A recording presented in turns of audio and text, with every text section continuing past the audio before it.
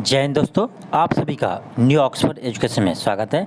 चलिए मैं आज आपका यानी बीपीएससी शिक्षक भर्ती का आपका क्लास 9 to 10th के लिए साइंस का प्रैक्टिस शीट नंबर 2 बनाने जा रहे हैं। यह आपका साइंस का प्रैक्टिस शीट नंबर 2 है क्लास 9th और 10th के लिए। ये प्रैक्टिस शीट आपका क्लास 9th और 10th के लिए है, लेकिन जो आप क्लास 1 to 5 के शिक्षक का भी तैयारी कर रहे हैं यह भी इस वीडियो को देखेंगे, क्योंकि आपको इसमें सभी महत्वपूर्ण साइंस का क्वेश्चन है। इसे आप बनाइएगा तो आपके लिए हेल्पफुल रहेंगे। तो आप भी देखिए, यानी जो आपका क्लास 1 to 5 का तैयारी कर रहे हैं वो भी इस वीडियो को देखिए और क्वेश्चन को बनाइए। चलिए स्टार्ट करते हैं। क्वेश्चन आपका फर्स्ट है।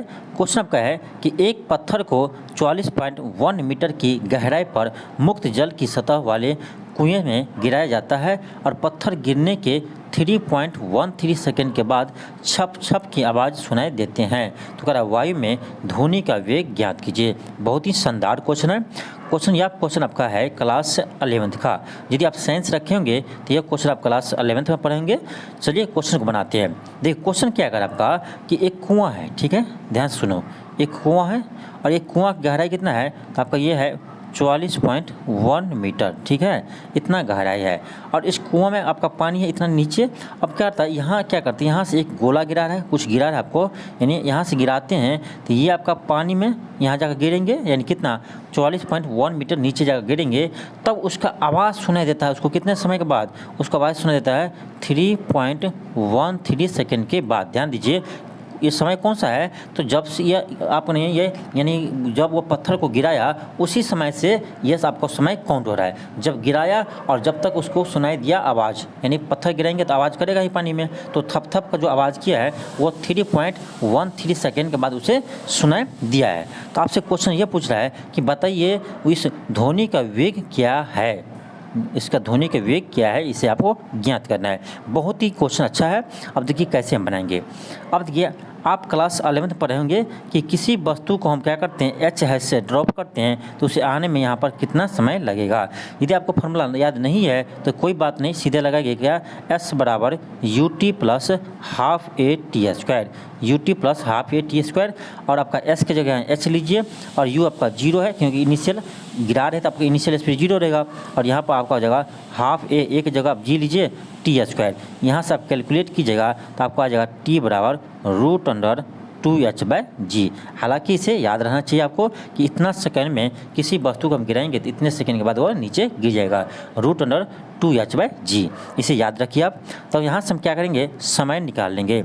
अब देखिए आपका h कितना है 2h है 44.1/g, 2h/g। जी आपको कर लेने के लिए 9.8 यहाँ देखिए दिया हुआ है, जी का मान लेना है 9.8 लेना है। अब देखिए इसको क्या कीजिए, कैलकुलेट कीजिए। आप इसको कैलकुलेट किए 200 काटिए, ये आएगा आपका 4.9 आ जाएंगे, ये आपका 4.9 आ जाएगा। अब जब उसको काटिएगा आप इसको 9 से काटिए, आपको कट जाएगा, यानी आपका आ जाएगा √9 आ जाएंगे। आपका √9 यानी √9 क्या वर्गमूल कितना होता है तो 3 हो जाएंगे। यानी आपका देखिए समय हमें पता चल गया कि यानी यह जो पानी में जब गेंद पहुंचा नीचे, सॉरी आपका जो पत्थर पहुंचा उस समय कितना है हमें, तो ये आपका कितने समय में, तो 3 सेकेंड में ये पहुंचा है, ठीक है, ध्यान दीजिए 3 सेकेंड में पहुंचा है, यानी पानी तक पहुंचा है आपका ये आपका पत्थर। अब क्या कर रहा है कि इसको सुनाई कब दिया था, 3.13 सेकेंड में सुनाई दिया था।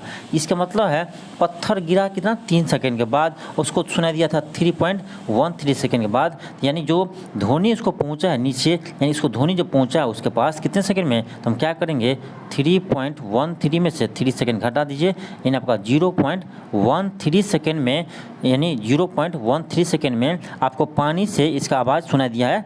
इसको कितना समय पहुंचा है, ध्वनि पहुंचने में लगा है, इसको लगा है 0.13 सेकेंड लगा है, कहाँ उसका आवाज़ पहुंचने में लगा है। अब देखिए दूरी कितना ये तय किया होगा ध्वनि, तो यही आपका दूरी होगा 44.1। तो हम सीधे यहाँ से स्पीड निकाल लेंगे, दूरी बट्टे समय, दूरी आपका हो गया 44.1 और बट्टे आपका समय यहाँ कितना है तो 0.13 आया है, 0.13 आया है। इससे आप डिवाइड कीजिएगा तो आपको आ जाएगा कितना 339.2 मीटर पर सेकेंड। क्या आएगा, मीटर पर सेकेंड। यानी आपका यहाँ से स्पीड आ जाएगा कितना 339.2 मीटर पर सेकेंड। इसे आप कैलकुलेट कीजिएगा तो यानी आपका ऑप्शन नंबर ए हो जाएंगे। ऑप्शन नंबर 1 हो जाएंगे। तो यह क्वेश्चन आपका शानदार था। चलिए एक बार आपको फिर बताते हैं, हो सकता है किसी के समझ में नहीं आया हो। अब देखिए क्या है क्वेश्चन कि एच हाइट से क्या करते हैं, यानी कुआं है जिसका गहराई क्या है, मान लीजिए एच है।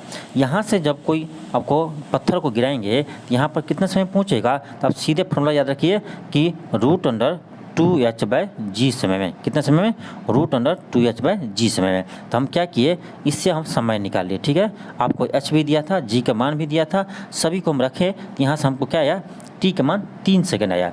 इसका मतलब ये है कि ये गेंद गिरने में उसको समय कितना लगा है, सॉरी बॉल पत्थर को गिरने में कितना समय लगा, तो 3 सेकंड लगा। लेकिन उसको सुनाई दिया था कितने सेकंड बाद, तो उसको सुनाई दिया था 3.1 सेकंड के बाद।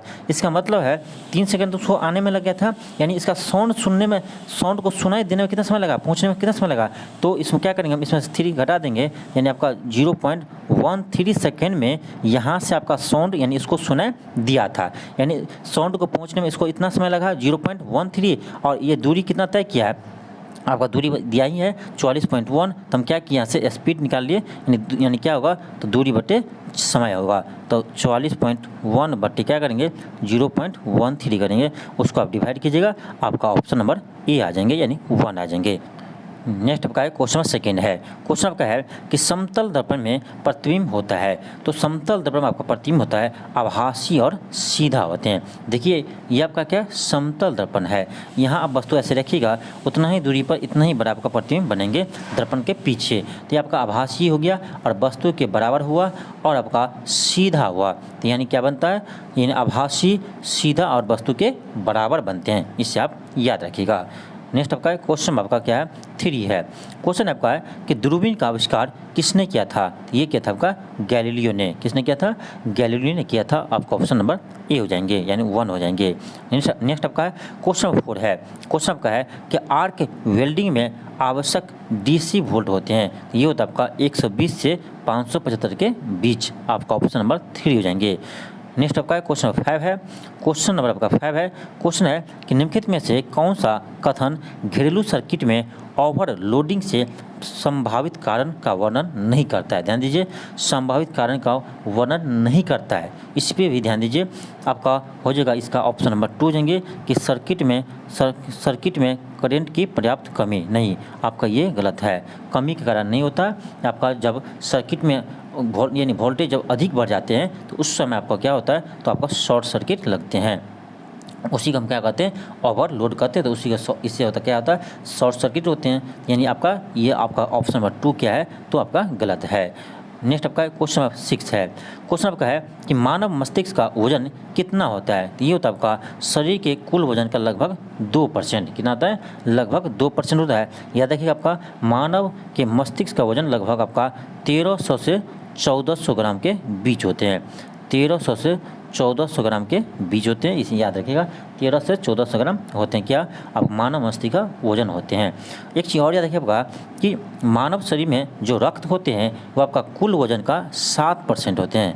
मानव शरीर में जो रक्त होते हैं वो आपका कुल वजन का 7% होते हैं, इससे भी याद रखिएगा। नेक्स्ट आपका क्वेश्चन आपका है 7। क्वेश्चन आपका 7 है। क्वेश्चन आपका है कि निम्नलिखित में से कौन सा तत्व पौधे के विकास के लिए आवश्यक तत्व नहीं है। तो ये आपका सोडियम हो जाएंगे। सोडियम आपका पौधे के विकास के लिए आवश्यक नहीं है। नेक्स्ट आपका क्वेश्चन नंबर 8 है। क्वेश्चन आपका है कि हीरे की बिक्री के भार की इकाई कैरेट होती है। तो 1 कैरेट किसके बराबर होते हैं। ये होता है आपका 200 मिलीग्राम के बराबर। 200 मिलीग्राम के बराबर। आपका ऑप्शन नंबर क्या होगा, तो 2 हो जाएंगे। आपका ऑप्शन 2 हो जाएंगे। नेक्स्ट आपका है क्वेश्चन आपका 9 है। क्वेश्चन आपका है कि चिली सॉल्ट पीटल का रासायनिक नाम क्या है। ये आपका हो जाएगा, यानी चिली सॉल्ट पीटर का रासायनिक नाम क्या है। ये आपका है सोडियम नाइट्रेट। क्या नाम है, सोडियम नाइट्रेट है। इसका फॉर्मूला होता है NaNO3। NaNO3 sodium nitrate.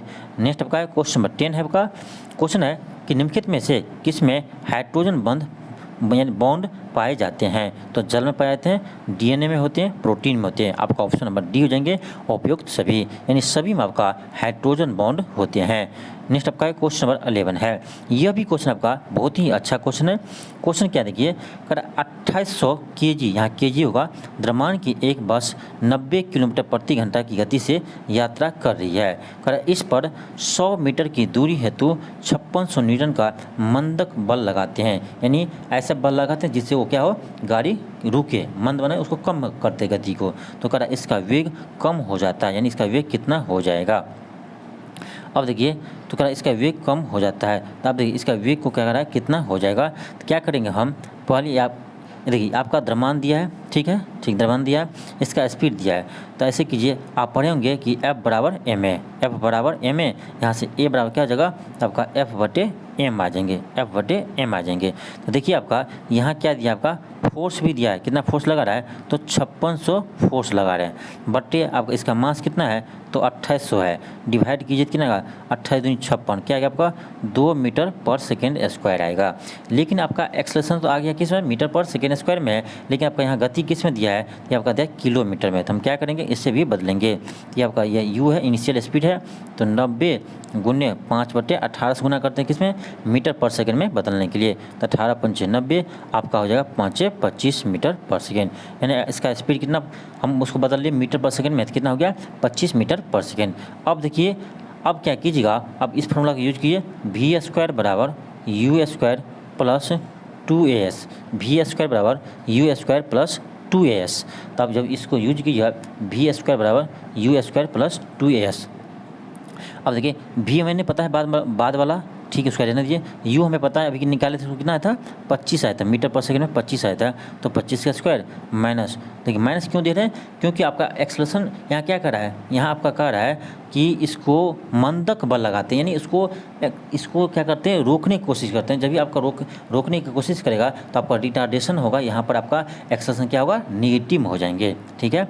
तो 2a एक जगह आपका 2 है, और आपका क्या है 2as, s कितना है, तो 100 मीटर है, ठीक है।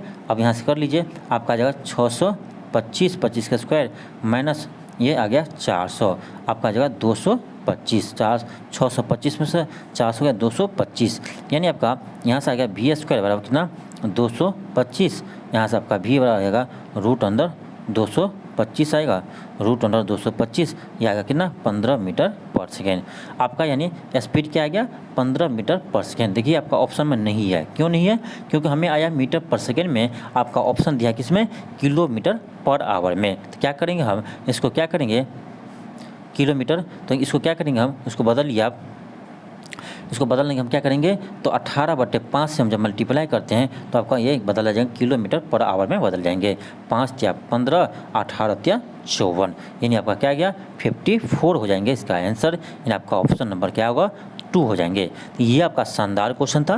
तो इसी तरह का क्वेश्चन आप बनाइए, और आपको क्योंकि एग्जाम में ज़रूर आएगा, क्योंकि आप जब 9th और 10th की तैयारी करते हैं तो आपका 11th और 12th से ज़रूर क्वेश्चन रहेंगे।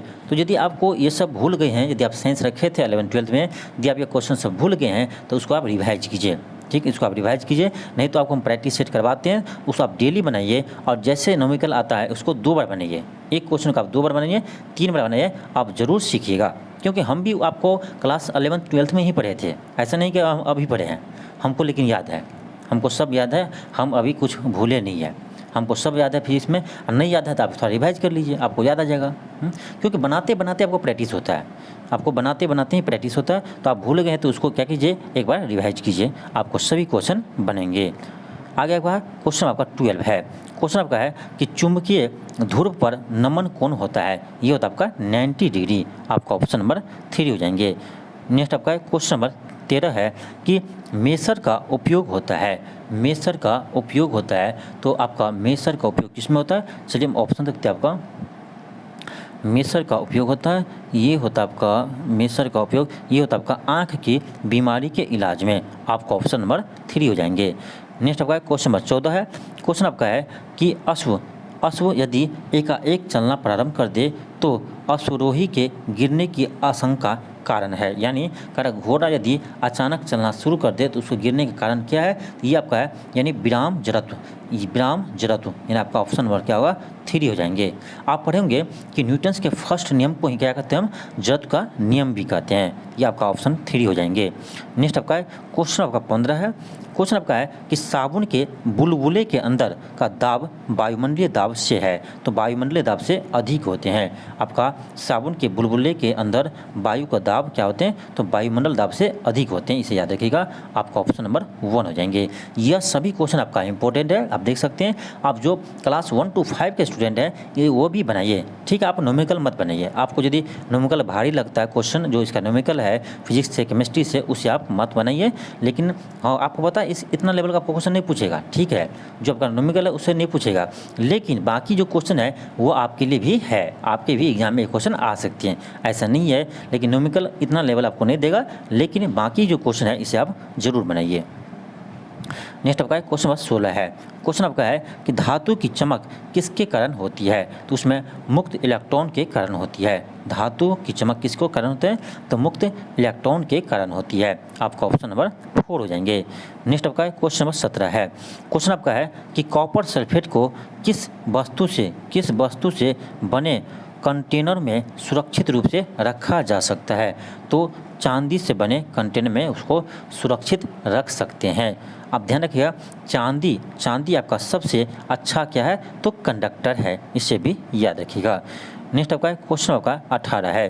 क्वेश्चन आपका है कि इंद्रधनुष में रंग का क्रम होता है, तो ये होता है आपका विभज्योर, यानी बैगनी, जामुनी, नीला, हरा, पीला, नारंगी, लाल। इसे आप याद रखिए विभज्योर के रूप में, यानी विभज्योर,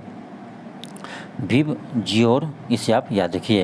यानी इस क्रम में आपका क्या होता है, तो ये आपका इंद्रधनुष का रंग होते हैं। याद रखिए आपका इंद्रधनुष जो बनते हैं आपका, ये आपका वर्ण विक्षेपण और यानी प्रकाश के अपवर्तन के कारण होते हैं। यानी प्रकाश के अपवर्तन और वर्ण विक्षेपण के कारण आपका इंद्रधनुष बनते हैं, इसे आप याद रखिएगा। नेक्स्ट आपका क्वेश्चन आपका है 19। क्वेश्चन आपका है कि जिन पदार्थों में अनंत विद्युत प्रतिरोध होता है, यानी जिन पदार्थों में अनंत विद्युत प्रतिरोध होते हैं उसे क्या कहते हैं, उसे हम विद्युत रोधी कहते हैं, यानी आपका इंसुलेटर कहते हैं। क्या कहते हैं, इंसुलेटर कहते हैं, यानी विद्युत रोधी कहते हैं। देखिए जिसका प्रतिरोध बहुत ज़्यादा हो, ये यानी इससे क्या होगा, इससे आपका विद्युत धारा प्रवाह होगा नहीं, जब नहीं होगा तो उसको हम क्या कहेंगे, विद्युत रोधी कहेंगे। नेक्स्ट आपका क्वेश्चन आपका 20 है। क्वेश्चन आपका 20 है कि अस्थायी चुंबक किस पदार्थ से बनाया जाता है, तो इस्पात से अस्थायी चुंबक का निर्माण किया जाता है। नेक्स्ट आपका क्वेश्चन नंबर 21 है। क्वेश्चन क्या आपका 21, देखिए ये भी क्वेश्चन आपका शानदार है। क्वेश्चन कह रहा है कि 2 परमाणु आइसोबार यानी समभारिक कहलाते हैं, तो आपको पता होगा समभारिक यानी आइसोबार कब कहते हैं। देखिए समभारिक जिस दो एटम का एटॉमिक वेट क्या हो, सेम हो, यानी मास नंबर आपका क्या हो, दोनों का सेम हो, लेकिन एटॉमिक नंबर क्या आपका अलग अलग हो, उसे हम क्या कहते हैं, उसे हम आइसोबार कहते हैं, यानी समभारी कहते हैं। तो देखिए आपका ऐसा ऑप्शन में है, तो इस तरह से आपका कहीं भी ऑप्शन नहीं है। ये आपका नहीं पूछेगा यहाँ, ये नहीं पूछेगा, क्योंकि ये तो सबको पता है कि भाई जिसका यानी आपका मास नंबर यानी द्रव्यमान संख्या क्या हो, सेम हो, और आपका परमाणु संख्या क्या हो, डिफरेंट हो, उसे हम क्या कहते हैं, आइसोबार कहते हैं, यानी समभारी कहते हैं। ये तो सबको पता है, लेकिन आपसे यह क्वेश्चन नहीं पूछा जाएगा। भाई आप क्लास यानी 9th का तैयारी कर रहे हैं तो आपको इंटर के लेवल से क्वेश्चन पूछा जाएगा। आप देख लीजिए कहीं भी ये ऑप्शन में है, आपको कहीं भी नहीं है, कहीं भी ये ऑप्शन है नहीं है, यहाँ बातें नहीं कर रहा है इसका। देखिए अब आपको समझना पड़ेगा। देखिए किसी भी परमाणु का आपका नाभिक में कौन होते हैं, तो आपका प्रोटॉन और न्यूट्रॉन होता है, ठीक है, और इलेक्ट्रॉन आपका बाहरी कक्षा में रहते हैं, चक्कर लगाते रहते हैं। तो जो प्रोटॉन और न्यूट्रॉन होते हैं उसी को हम क्या कहते हैं, मास नंबर कहते हैं, उसी क्या कहते हैं हम मास नंबर कहते हैं। अब देखिए यानी मास नंबर हम बोल रहे हैं सेम है, इसका मतलब बोल सकते हैं कि प्रोटॉन और न्यूट्रॉन की संख्या उसमें क्या होगा, दोनों का योग क्या होगा, सेम होगा। ये बोल सकते हैं हम कि प्रोटॉन और न्यूट्रॉन के योग क्या होगा, सेम होगा, क्योंकि यही होता है आपका मास नंबर।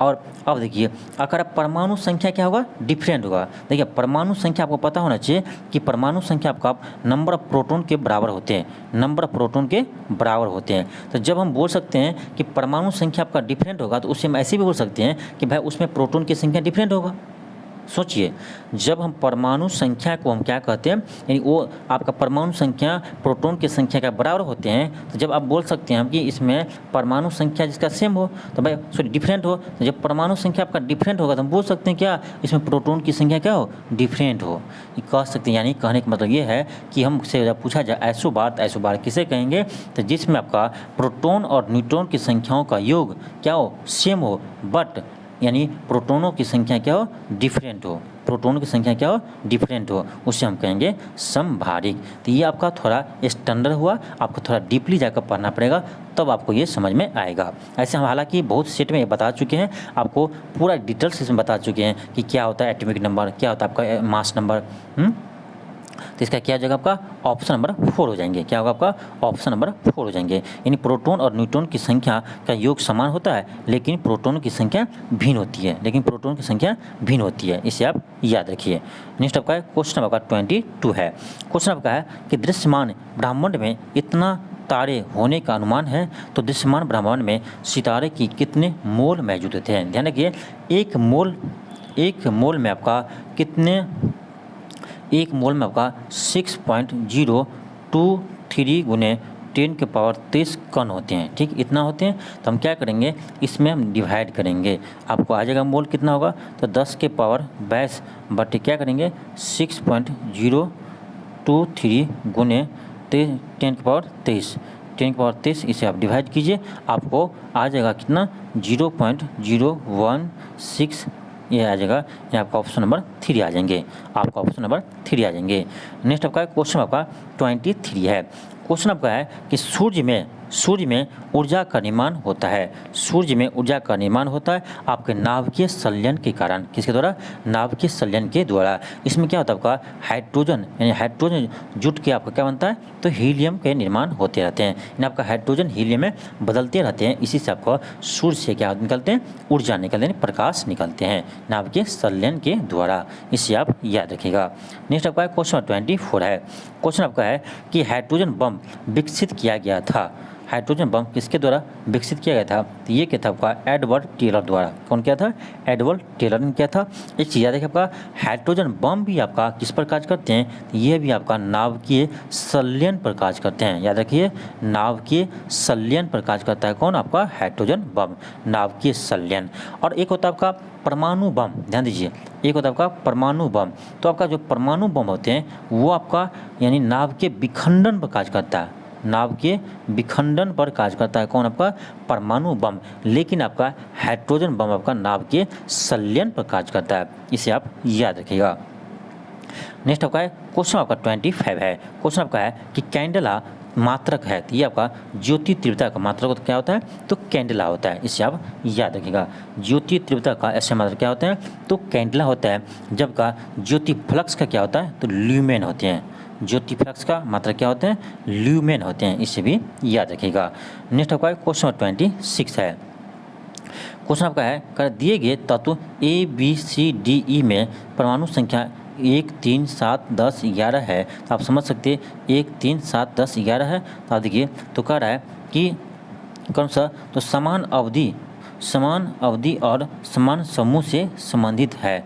अब दिखा रहा है इसमें कौन आपका समान समूह से है और आपका समान अवधि से है। अब देख लीजिए इसका ऐसे आंसर, देखिए इसका आंसर आपका 26 का हो जाएगा, आपका 26 का हो जाएगा, आपका ऑप्शन नंबर 3 हो जाएंगे, यानी BCD और ABE हो जाएगा, आपका ऑप्शन नंबर 3 हो जाएंगे। नेक्स्ट आपका क्वेश्चन नंबर 27 है।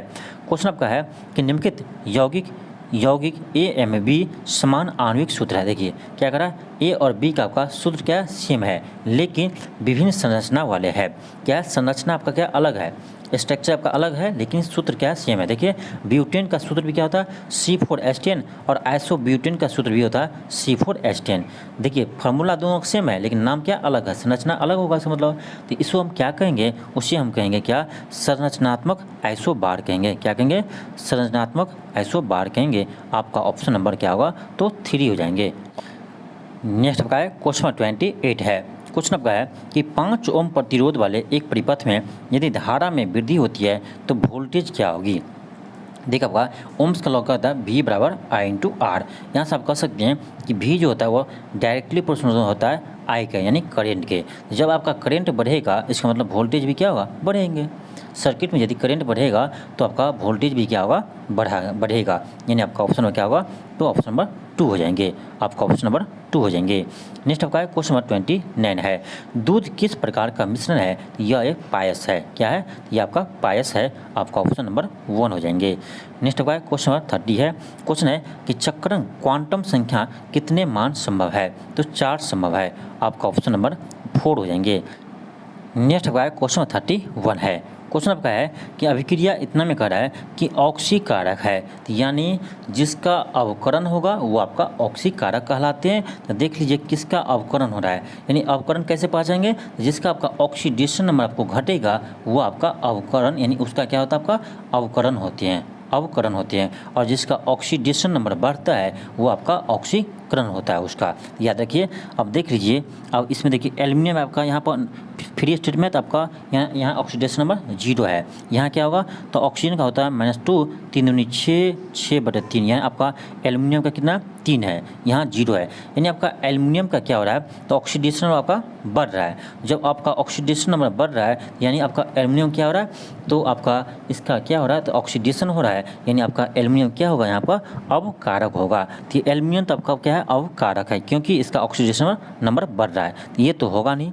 अब चलिए देखते हैं इसमें Mn को देखिए, तो यह हो जाएगा आपका कितना, 2 दूनी 4, यानी यहाँ ऑक्सीडेशन नंबर 4 है और यहाँ आपका फ्री में है तो 0 है। यानी यहाँ पर देखिए कि Mn का आपका ऑक्सीडेशन में क्या हो रहा है, घट रहा है। जब आपका ऑक्सीडेशन नंबर घटेगा तो उसे हम कहते हैं अवकरण हो रहा है। क्या हो रहा है, अवकरण हो रहा है। और किसका अवकरण हो रहा है, तो Mn का हो रहा है, तो Mn को हम कहेंगे क्या, ऑक्सीकारक कहेंगे।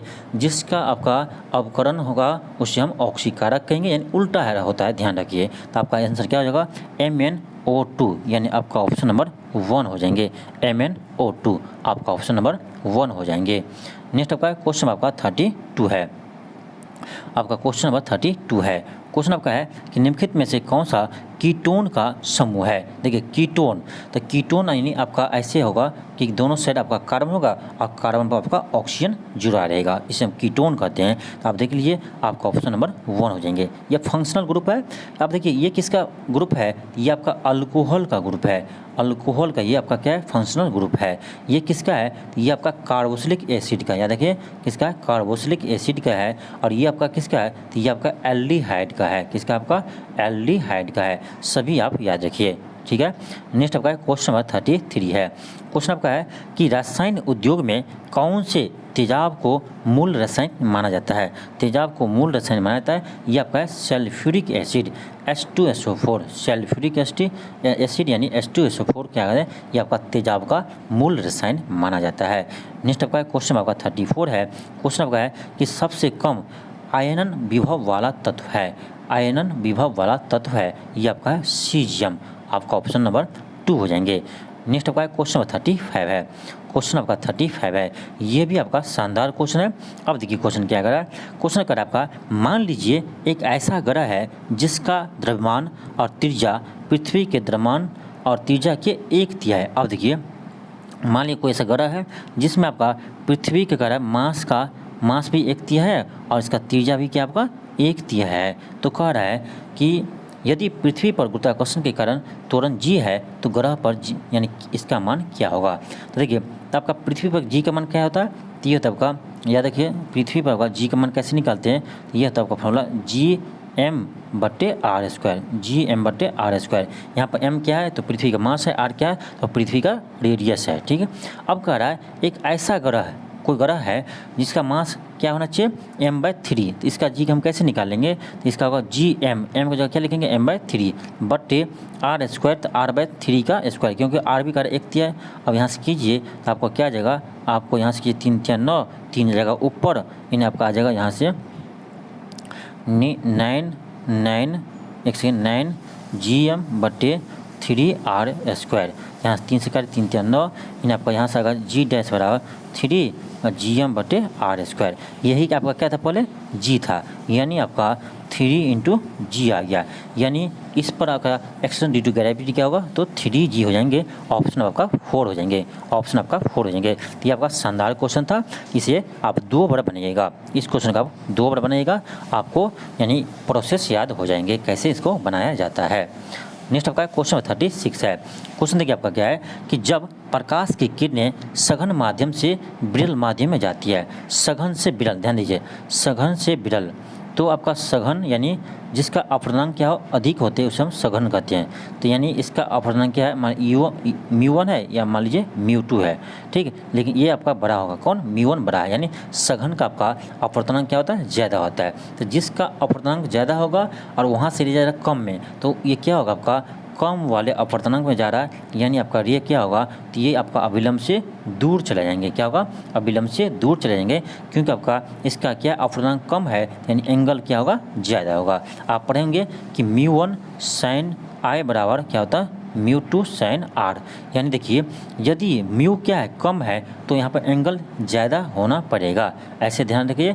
तो म्यू आपका इसका क्या है, कम है, तो यहाँ एंगल क्या होगा, ज़्यादा होगा, यानी आपका क्या होगा, तो क्या है, गति बढ़ जाएगी और अभिलंब से दूर झुक जाएगी, गति बढ़ जाएगी और अभिलंब की ओर झुक जाएगी, नहीं अभिलंब से दूर जाएगी, यानी आपका ऑप्शन नंबर 1 हो जाएंगे, आपका ऑप्शन नंबर 1 हो जाएंगे, गति बढ़ जाएगी और वो अभिलंब से दूर झुक जाएगी। अब देखिए इसका गति क्यों बढ़ेगा, आप पढ़े होंगे कि म्यू बराबर फॉर्मूला क्या होता है, c/v होता है, c/v होता है, ये आपका इस मीडियम में स्पीड है, c क्या है, स्पीड ऑफ लाइट है। अब देखिए इसका म्यू क्या आपका कम है, म्यू इसका क्या है, कम है, इसका मतलब है v इसमें क्या होगा, ज़्यादा होगा, इसका स्पीड क्या होगा, ज़्यादा होगा, तभी इसका म्यू कम होगा, इसे भी ध्यान रखिए। यानी एक चीज़ ध्यान रखिए कि मीडियम के क्या होता है, मीडियम का जो अपवर्तनांक होते हैं उसके इन्वर्स होता है आपका क्या, इसमें स्पीड होता है, यानी इसमें आपका यानी प्रकाश का स्पीड होते हैं, तो इसे ध्यान रखिए। यानी जिस मीडियम का अपवर्तनांक अधिक होगा उसमें आपका लाइट का स्पीड कम होगा, ठीक है, और जिसका अपवर्तनांक कम होगा उसमें आपका लाइट का स्पीड ज़्यादा होंगे, इसे आप याद रखिए। इसका क्या होगा, आपका ऑप्शन 1 हो जाएंगे। नेक्स्ट आपका क्वेश्चन नंबर 37 है।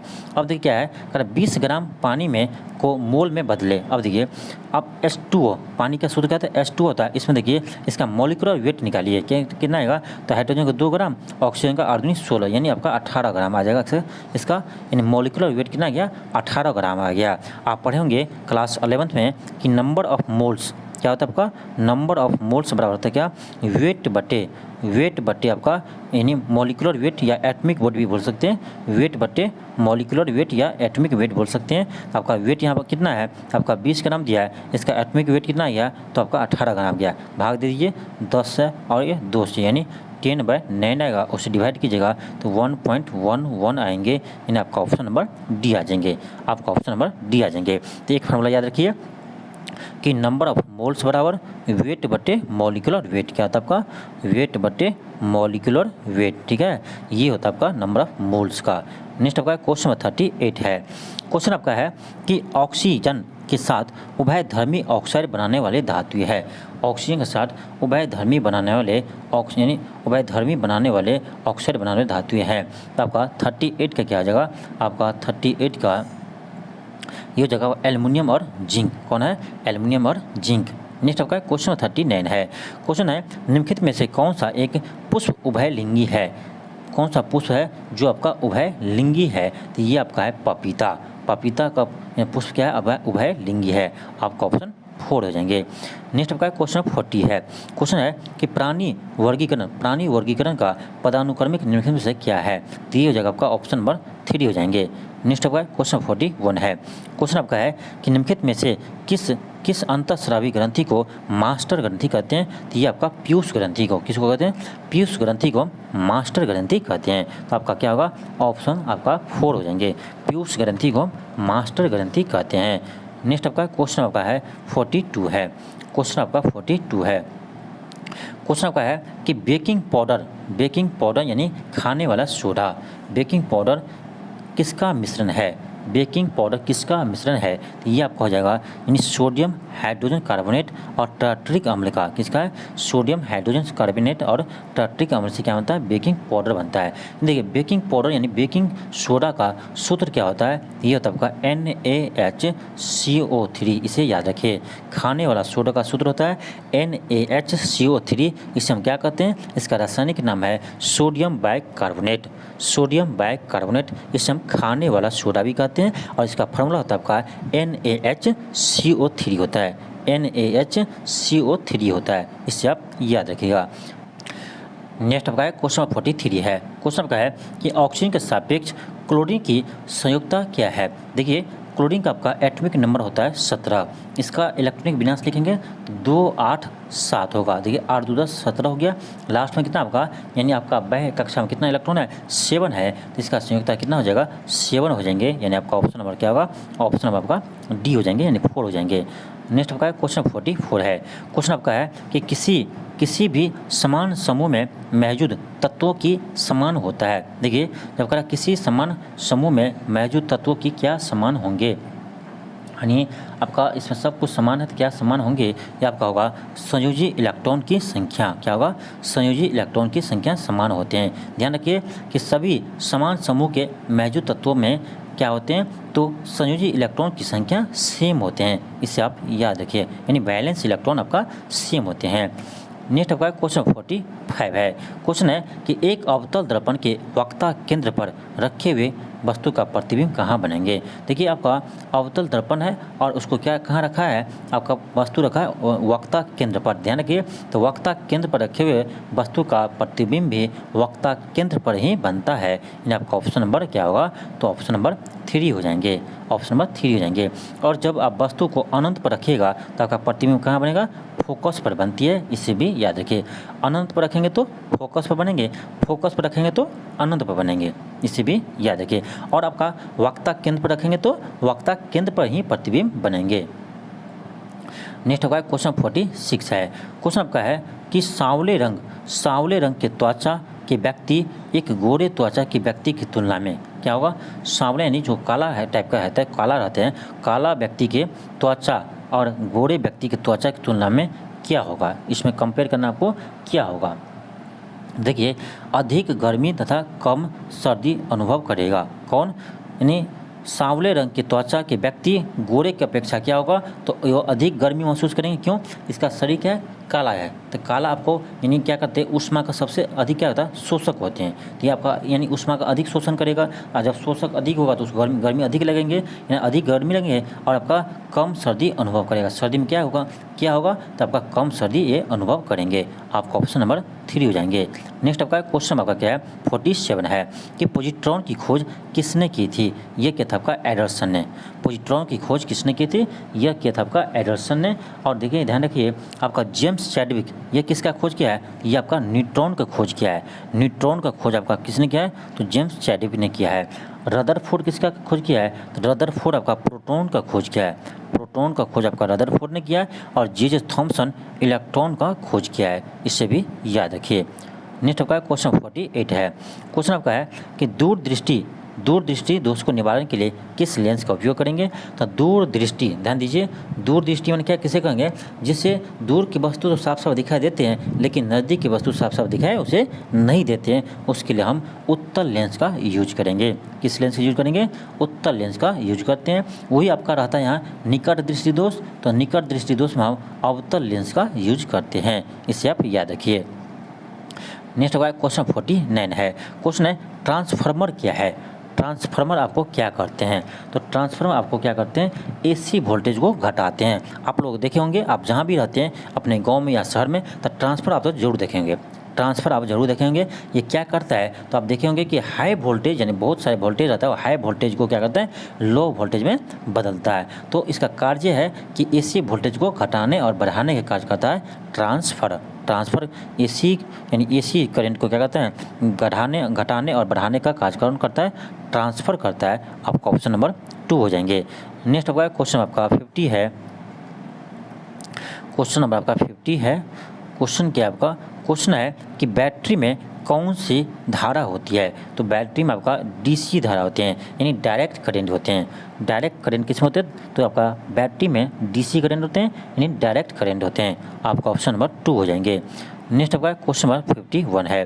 क्वेश्चन कह रहा है कि एक तत्व X 2 ऑक्साइड यानी XO और XO2 बनाता है और ऑक्साइड XO उदासीन है लेकिन XO2 प्रकृति में अम्लीय है, तो कह रहा है तत्व X होने की अधिकतम संभावना क्या है? ये आपका कार्बन हो सकते हैं। देखिए, तो कार्बन से आपका CO बना देंगे और यहाँ पर CO2 बन जाएंगे। तो CO आपका उदासीन होते हैं, जबकि आपका CO2 अम्लीय होते हैं। तो आपका बिल्कुल क्या इसका 2 हो जाएंगे कार्बन। नेक्स्ट आपका क्वेश्चन आपका 52 है। क्वेश्चन आपका है कि निम्नलिखित में से कौन ऊर्ध्वपातन की प्रक्रिया से नहीं गुजरता है? पहले आप ये जानिए कि ऊर्ध्वपातन कहते किसे। तो ऐसी प्रक्रिया जिसमें कोई भी ठोस सीधे आपका यानी क्या करता है, कोई भी ठोस सीधे आपका वाष्प में परिवर्तित हो जाती है, यानी कोई भी ठोस द्रव में परिवर्तित हुए बिना सीधे आपको वाष्प में परिवर्तित हो जाती है, उससे हम कहते हैं, उस प्रक्रिया को हम क्या कहते हैं? ऊर्ध्वपातन कहते हैं। ये किस में होता है? तो कपूर में होता है आपका, ये होता है सूखी बर्फ में होता है, आयोडीन में होते हैं, लेकिन आपका सिलिका में ऊर्ध्वपातन नहीं होते हैं। आपका ऑप्शन नंबर 2 हो जाएंगे। नेक्स्ट आपका है क्वेश्चन आपका 53 है। क्वेश्चन आपका है कि रज्जक कोशिकाएं प्रकाश संश्लेषण में सक्षम होती है क्योंकि उनमें होते हैं साइटोप्लाज्म, न्यूक्लियस और क्लोरोप्लास्ट होते हैं। आपका ऑप्शन नंबर 3 हो जाएंगे। आपका ऑप्शन नंबर 3 हो जाएंगे। नेक्स्ट आपका क्वेश्चन 54 है। अब देखिए 54 भी आपका अच्छा क्वेश्चन है तो बहुत आसान क्वेश्चन। क्वेश्चन आपका है कि 2 वस्तुएं A और B किसी वेग से गति कर रही है, यानी किसी वेग से वो जा रही है, लेकिन सेम वेग से है। ठीक है, यहाँ पर सेम वेग मान लेना है आपको, सेम वेग से वो जा रहे हैं। कर वस्तु A का द्रव्यमान B के द्रव्यमान से दुगुनी है। अब देखिए कर B के द्रव्यमान से A का द्रव्यमान क्या है? दुगुनी है। हम मान लेते B का द्रव्यमान मान लो M है, तो A का द्रव्यमान क्या होगा? तो इसका द्रव्यमान हो जाएगा 2m, क्यों? इसका दुगुनी है। तो हम B कहीं मान ली क्या m, तो एक हो गया 2m। तो कह रहा है वस्तु A और B के गतिज ऊर्जा का अनुपात क्या होगा? तो गतिज ऊर्जा होते क्या है, इसका फॉर्मूला क्या होता है? यानी काइनेटिक एनर्जी। गतिज ऊर्जा यानी काइनेटिक एनर्जी, ये होता है आपका ½ mv² फॉर्मूला होते हैं। तो काइनेटिक एनर्जी का फॉर्मूला क्या होता है? ½ mv²। अब देखिए पहले हम क्या करेंगे, A का काइनेटिक एनर्जी निकाल लेंगे, यानी KA। तो यह क्या होगा आपका ½ m, यहाँ m की जगह क्या इसका 2m है, क्योंकि इसका मास दुगुना था। अब v², ठीक, अब बट्टे कर दिए सीधे kb, ये होगा आपका ½ m। इसका b का मास क्या है? m है, स्पीड v है, v²। देखिए v² आपका कट जाएगा। अब यहाँ आपका m कट जाएगा, 1/2 कर जाएंगे, क्या बचेगा आपका 2 बचेगा, नीचे में 1 बचेगा, यानी 2/1 2 हो जाएंगे इसका आंसर। यानी आपका ऑप्शन नंबर 2 हो जाएंगे। ऑप्शन नंबर आपका 2 हो जाएंगे। नेक्स्ट आपका क्वेश्चन नंबर 55 है। क्वेश्चन आपका 55 है कि एक वस्तु को अवतल दर्पण के सामने उसके वक्ता केंद्र और फोकस बिंदु के बीच एक बिंदु पर रखा जाता है। ध्यान दीजिए कहाँ रखा जाता है, तो आपको ये रखा जाता है वक्ता केंद्र यानी C, वक्ता केंद्र और फोकस के बीच, वक्ता केंद्र फोकस के बीच। तो प्रतिबिंब कहाँ बनेगा? ध्यान दीजिए, वक्ता केंद्र फोकस के बीच है तो आपका प्रतिबिंब बनेंगे कहाँ पर? तो अनंत और वक्ता केंद्र के बीच बनेंगे, अनंत और वक्ता केंद्र के बीच बनेंगे। कौन सा ऑप्शन हो जाएगा? आपका ऑप्शन नंबर 3 हो जाएंगे। वक्ता केंद्र से परे किसी बिंदु पर, यानी वक्ता केंद्र के बाद किसी भी बिंदु पर, ये इसे भी ऐसे बोल सकते हैं, या बोलिए कि वक्ता केंद्र और अनंत के बीच बनेंगे। नेक्स्ट आपका क्वेश्चन 56 है। क्वेश्चन नंबर आपका 56 है। क्वेश्चन आपका है कि कणों की गतिज ऊर्जा में अधिकतम होती है, कणों की गतिज ऊर्जा यानी काइनेटिक एनर्जी, क्या फॉर्मूला होता है इसका? ½ mv²। तो कह रहा आपका काइनेटिक एनर्जी आपका सबसे अधिकतम किस में होगा? ये होता है आपका प्लाज्मा में, ठीक, सबसे अधिक प्लाज्मा होगा, इसके बाद ठोस में, उसके बाद द्रव में, सबसे कम गैस में। नेक्स्ट आपका क्वेश्चन 57 है। क्वेश्चन आपका है का किस प्रयोग कर कारों में पेट्रोल के साथ ईंधन के रूप में प्रयोग करते हैं? किसका प्रयोग करते हैं कारों में?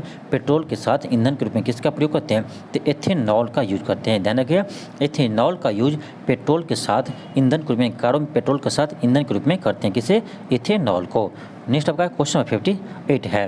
क्वेश्चन आपका है कि जब pH का मान 7 से 14 की ओर बढ़ता है, देखिए 7 से 14 की ओर बढ़ता है तो क्या दर्शाते हैं? ध्यान दीजिए, देखिए, जिसका पीएच मान आपका क्या हो 7 से कम हो उसे हम अम्ल कहते हैं। क्या कहते हैं? अम्ल कहते हैं। देखिए, जैसे जैसे पीएच मान 0 से आगे की ओर बढ़ेगा तो इसमें अम्लता आपको घटते जाते हैं। क्या होता है? अम्लता घटता है। लेकिन आपका जब भी 7 से आगे बढ़ता है 14 की तरफ, तब आपका क्या होता है? तो आपका 7 से अधिक होता है तो उसे हम क्षार कहते हैं। यानी क्षारीयता की मात्रा क्या होगा? बढ़ते चले जाते हैं। इसे ध्यान रखिएगा। यानी तो 7 से 14 की ओर क्या होगा? तो OH माइनस आयन्स की सांद्रता में वृद्धि होंगे। यानी आपका ऑप्शन नंबर 2 हो जाएंगे। नेक्स्ट आपका क्वेश्चन 59 है।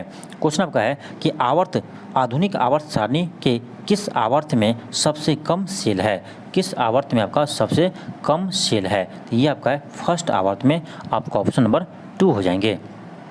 नेक्स्ट आपका क्वेश्चन 60 है। क्वेश्चन आपका है कि चार कोष्ठ के हृदय युक्त गर्म रक्त वाले प्राणी है, तो ये होता है आपका स्तनधारी होते हैं। आपका ऑप्शन नंबर 4 हो जाएंगे। नेक्स्ट आपका क्वेश्चन नंबर 61 है। क्वेश्चन आपका है कि 11 फरवरी 2020 को विश्व स्वास्थ्य संगठन यानी WHO ने इस बीमारी के लिए एक आधिकारिक नाम की घोषणा की थी, जो 2019 में नोवल कोरोना वायरस के प्रकोप के कारण बन गई थी। इस बीमारी का नाम क्या था? इसका नाम दिया था कोविड-19। यानी इससे नाम क्या रखा था? तो WHO ने इसका नाम रखा था कोविड-19 नाम रखा था। आपका ऑप्शन नंबर 1 हो जाएंगे। नेक्स्ट आपका क्वेश्चन नंबर 62 है। क्वेश्चन आपका है कि पाचन के दौरान पित्त की भूमिका होती है। पाचन के दौरान पित्त की भूमिका होती है, तो ये होती है आपका ऑप्शन 1 हो जाएंगे वसा का पाश्चीकरण। क्या करते हैं? या वसा का पाश्चीकरण में मदद करते हैं। नेक्स्ट आपका क्वेश्चन नंबर 63 है। क्वेश्चन आपका है कि तारे के टिमटिमाने का आंशिक कारण होते हैं। ये होता है आपका वातावरण अपवर्तन। आपका ऑप्शन नंबर 4 हो जाएंगे। नेक्स्ट आपका क्वेश्चन नंबर 64 है। क्वेश्चन आपका है कि पैरोमीटर में मापी जाती है, तो 800 डिग्री सी से अधिक तापमान को मापते हैं। आपका ऑप्शन नंबर 1 हो जाएंगे। 800 डिग्री से अधिक तापमान को मापते हैं। आपका ऑप्शन 1 हो जाएंगे। नेक्स्ट आपका क्वेश्चन नंबर 65 है। क्वेश्चन आपका है कि विशिष्ट ऊष्मा का SI मात्रक है, विशिष्ट ऊष्मा का मात्रक क्या हो गए? तो देखिए, आपका एक चीज़ याद रखिए, ये होता है आपका डेल्टा Q बराबर होता है आपका MS डेल्टा T। यह भी आप क्लास 11th में पढ़े होंगे। एक है heat and thermodynamics chapter. Class 11th में एक चैप्टर है आपका हीट एंड थर्मोडायनेमिक्स, उसमें आप पढ़े होंगे। देखिए, हम भी आपका साइंस पढ़े, जो फिजिक्स पढ़े हैं आपका 11th-12th में, वो आपका इंग्लिश मीडियम ही पढ़े हैं, लेकिन फिर भी हम हिंदी समझ सकते हैं। हिंदी में आपको पढ़ाते हैं, समझाते हैं। तो ये हो सकता है यदि आप किसी लैंग्वेज में पढ़े हैं तो उसको आप हिंदी या दूसरे लैंग्वेज में समझ सकते हैं। ऐसा नहीं है कि आप हिंदी में पढ़े तो इंग्लिश में आपको समझ में नहीं आएगा। इसीलिए हो सकता है आपको कि कुछ टर्म हम आपको इंग्लिश का यूज करेंगे, तो आप घबराइएगा मत, क्योंकि आप हिंदी इंग्लिश में कोई फ़र्क नहीं है। यदि आप इंग्लिश में पढ़े तो हिंदी में समझ सकते हैं, आप यदि हिंदी लैंग्वेज में पढ़े तो इंग्लिश में भी समझ सकते हैं, जिससे हम समझते हैं। देखिए, तो डेल्टा Q क्या होता है आपका MS डेल्टा T होता है। इसी याद रखिएगा। ये आपका M क्या है? ये आपका मास है, और S क्या है? यही आपका क्या है? विशिष्ट ऊष्मा है। विशिष्ट ऊष्मा है, यानी आपका यहाँ से क्या होगा? S बराबर क्या होगा? डेल्टा Q क्या होगा? आपका M इंटू डेल्टा T आ जाएंगे। देखिए, डेल्टा Q का यूनिट क्या होगा? ये जूल होगा, ये ऊर्जा है, तो मास का आपका kg होगा, और आपका ये डेल्टा T टेम्परेचर है, इसका क्या होगा? आपका डिग्री C होगा। यानी आपका हो जाएगा ऑप्शन नंबर 3 आ जाएंगे, जूल पर किलोग्राम डिग्री C। आपका ऑप्शन नंबर 3 हो जाएंगे। नेक्स्ट आपका क्वेश्चन आपका 66 है। क्वेश्चन आपका है कि किस ताप पर ध्वनि का वेग 332 मीटर प्रति सेकंड होता है? ये होता है आपका 0 डिग्री सी तापमान पर। नेक्स्ट आपका क्वेश्चन नंबर 67 है कि सेकेंड पेंडुलम का आवर्त काल होता है, ये होता है आपका 2 सेकेंड होते हैं। याद रखिएगा, पेंडुलम का जो आपका टाइम पीरियड होता है, इसका फॉर्मूला होता है 2π√L/g। 2π√L/g। लेकिन आपका सेकेंड पेंडुलम का आवर्त काल क्या होता है? तो ये होता है आपका 2 सेकेंड होते हैं। नेक्स्ट आपका क्वेश्चन नंबर 68 है। ये भी आपका बहुत अच्छा क्वेश्चन है। देखिए, क्वेश्चन क्या आपका 6 वोल्ट वाले प्रतिरोध वाले एक स्रोत में 0.5 एम्पियर की धारा प्रवाहित होती है, तो क्या स्रोत द्वारा प्रतिरोध को आपूर्ति की गई पावर होगी। तो देखिए, पावर का फॉर्मूला 2-3 होता है। यहाँ पे यूज क्या होगा? P बराबर V इंटू आई का यूज होंगे, क्योंकि आप V दिया है 6 और आपको I दिया है 0.5 दिया है। इसे आप मल्टीप्लाई कीजिए, क्या होगा? 6 पंजे 30, यानी आपका आ जाएगा कितना? 3 वाट 56 क्योंकि पॉइंट आएगा तो 3 वाट हो जाएगा, यानी आपका ऑप्शन नंबर 4 हो जाएंगे, ऑप्शन नंबर 4 हो जाएंगे। देखिए पावर का 3 फॉर्मूला होता है, P बराबर होता है आपका V² R, ठीक, और होता है आपका I² इंटू R, और एक होता है आपका V इंटू I। तो तीनों में देखिए आपका जो दिया होगा उसके अनुसार हम क्या करेंगे, फार्मूला को यूज करते हैं। तो तीनों याद रखिए और जहाँ जो यूज होगा उसे आप यूज कर सकते हैं। नेक्स्ट आपका क्वेश्चन 69 है।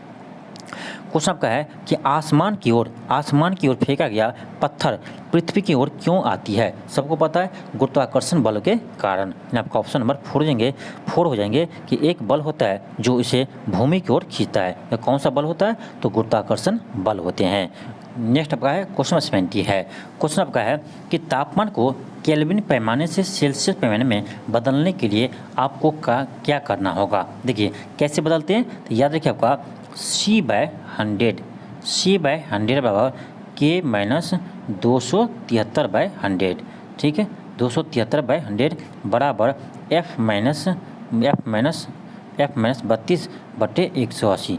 देखिए ये आप याद रखिएगा, तो आप तीनों में कभी बदल सकते हैं। डिग्री सेल्सियस से केल्विन, केल्विन से डिग्री सेल्सियस कभी आप बदल सकते हैं, और आपका केल्विन से फ़ारेनहाइट, फ़ारेनहाइट से केल्विन, सेल्सियस से फ़ारेनहाइट, तीनों में आप तापमान कभी बदल सकते हैं। आपके लिए ये फार्मूला याद रखना होगा। यदि हम इस दोनों में परिवर्तन करना है, सेल्सियस से केल्विन, ये दोनों को ले लेंगे, और जब आपको सेल्सियस से फ़ारेनहाइट में जाना है तो ये दोनों को बराबर कर देंगे, क्योंकि तीनों बराबर है। तो आपका यहीं से सभी फार्मूला आता है। आप कोई भी फार्मूला को मत रटो, क्योंकि आपका यहाँ भूल जाएगा कि क्या होगा। तो ये आपको याद रहेगा तो कहीं भी आप क्वेश्चन बना सकते हैं। देखिए हम बना सकते हैं, यहाँ आपको क्या करा है, सेल्सियस केल्विन, तो हम ये दोनों को यूज करेंगे। क्या आपका C/100 बराबर आपका क्या K-273/100। आपका क्या होगा, 100 कट जाएगा, यहाँ से क्या आएगा आपका C बराबर K-273। अब देख लो ऑप्शन, अब ऑप्शन देखो क्या होगा, दिए गए तापमान में से 273 क्या करेंगे, घटाना होगा, क्योंकि अभी आया था आपका C बराबर, यानी C बराबर आपका क्या आया था फार्मूला, K-273, यानी जो आपका केल्विन में तापमान दिया है उसमें से यदि आप 273 माइनस कर दीजिएगा तो आपको क्या आएगा, आपको सेल्सियस में टेम्परेचर पता हो जाएंगे। नेक्स्ट आपका क्वेश्चन आपका 71 है। आपका क्वेश्चन नंबर 71 है। क्वेश्चन आपका है कि डीएनए कोशिका के केंद्रक और किस में पाए जाते हैं, तो माइटोकॉन्ड्रिया में पाए जाते हैं। डीएनए आपका कोशिका के केंद्रक और माइटोकॉन्ड्रिया में पाए जाते हैं, इसे आप याद रखिएगा। नेक्स्ट आपका क्वेश्चन नंबर 72 है। आपका क्वेश्चन नंबर 72 है।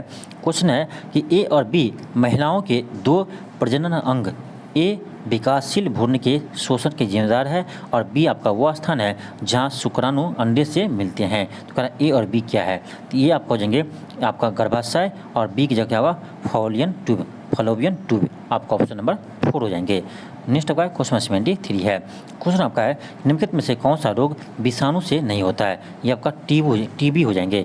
टीबी आपका बैक्टीरिया से होता है, आपका ये विषाणु से नहीं होते हैं। आपका ऑप्शन नंबर 2 हो जाएंगे। टीबी आपका बैक्टीरिया से होते हैं, विषाणु से नहीं होते हैं। नेक्स्ट आपका क्वेश्चन 74 है। क्वेश्चन आपका है कि निम्नलिखित में से कौन सा ऊतक झुकने और हिलने के विरुद्ध तन्य शक्ति देता है। ये जगह आपका ऑप्शन नंबर 2 हो जाएंगे, कॉलोइन कामा। आपका ऑप्शन नंबर 2 हो जाएंगे। नेक्स्ट आपका क्वेश्चन 75 है।